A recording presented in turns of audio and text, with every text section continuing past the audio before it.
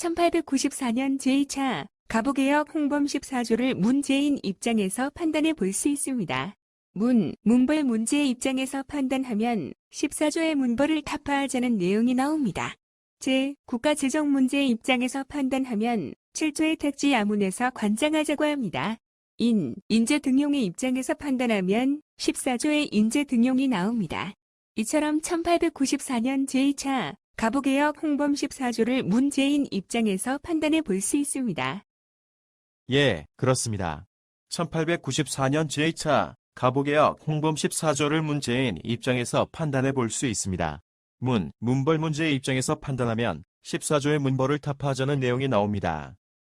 국가재정 문제의 입장에서 판단하면 7조의 탁지하문에서 관장하자고 합니다. 인재 등용의 입장에서 판단하면 14조의 임재 등용이 나옵니다. 이처럼 1894년 제2차 가보개혁 홍범 14조를 문재인 입장에서 판단해 볼 수 있습니다. 1894년 제2차 가보개혁 홍범 14조를 문재인 입장에서 판단해 볼 수 있습니다. 문벌 문제의 입장에서 판단하면 14조의 문벌을 타파하자는 내용이 나옵니다. 제2차 가보개혁 홍범 14조 중 14조의 사람을 쓰는데 문벌을 가리지 않고 널리 인재를 등용하자는 내용이 나옵니다.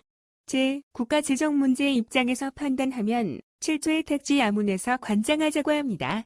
제2차 가보개혁 홍범 14조 중 7조의 조세 부과와 징수 및 경비 지출은 모두 택지 야문에서 관장하자는 내용이 나옵니다. 그리고 6조의 부세, 즉 세금의 부과는 모두 법령으로 정하고 명목을 더하여 거두지 못하게 하자고 합니다.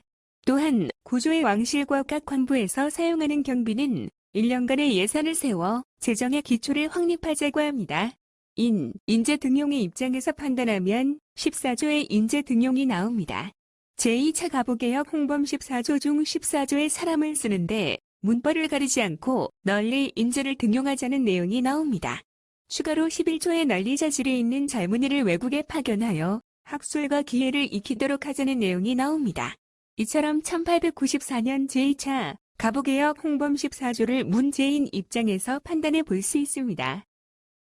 예, 그렇습니다. 1894년 제2차 가보개혁 홍범 14조를 문재인 입장에서 판단해 볼 수 있습니다.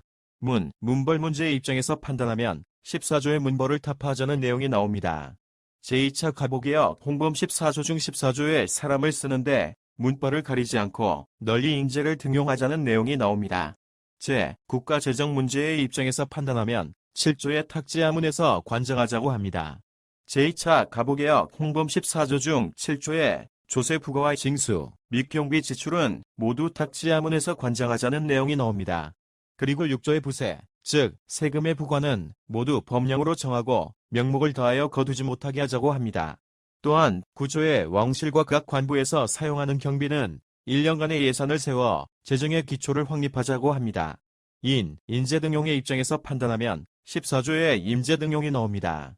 제2차 가보개혁 홍범 14조 중 14조의 사람을 쓰는데 문벌을 가리지 않고 널리 인재를 등용하자는 내용이 나옵니다. 추가로 11조의 널리 자질이 있는 젊은이를 외국에 파견하여 학술과 기회를 익히도록 하자는 내용이 나옵니다. 이처럼 1894년 제2차 가보개혁 홍범 14조를 문재인 입장에서 판단해 볼 수 있습니다.